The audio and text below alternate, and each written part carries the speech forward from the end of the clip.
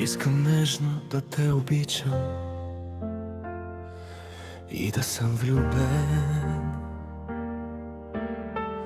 Искам нежно да те прегърна, цвете мое красиво, докосваш моето сърце, както никоя друга не може. Ти си нещо различно, ти си нещо прекрасно, мелодично.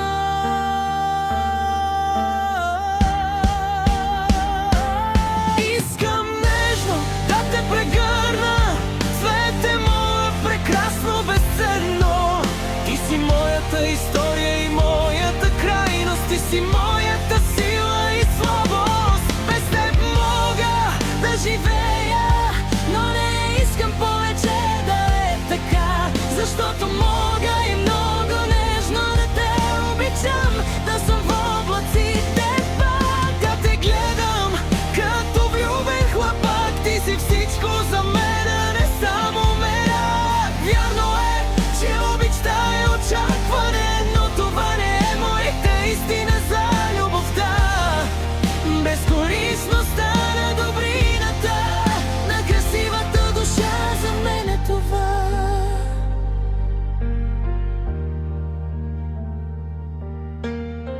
И все пак обичта, макар и очакване, си е грижа за нашето време, за това, което сме двама в нощта. Прегърна моята слабост, да съм част от теб, зависим и леко пленен. Не се притеснявай, не оправдавам всяка вина, знам, че понякога боли и любовта, но аз не искам да те раня. Ти си всъщност моята детска мечта.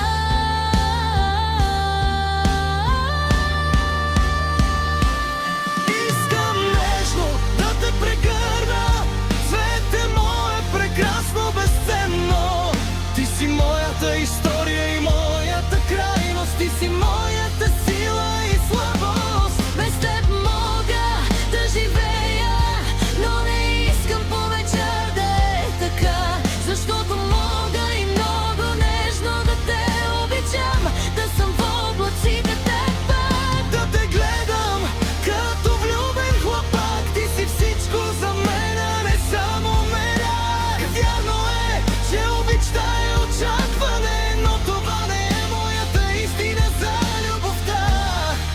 безкорисността на добрината, на красивата душа, за мен е това.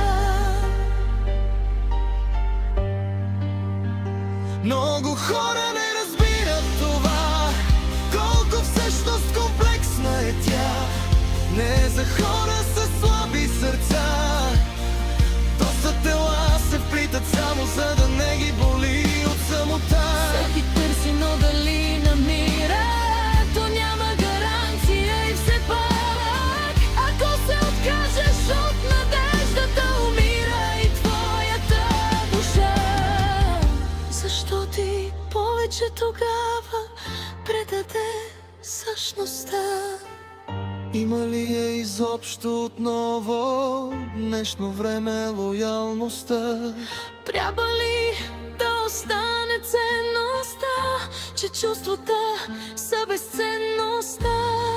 А искам просто нежно да те прегърна, Да те целуна, да се слея във вечността. Светла енергия на грижата и моногамността. искам нежно да те прегърна.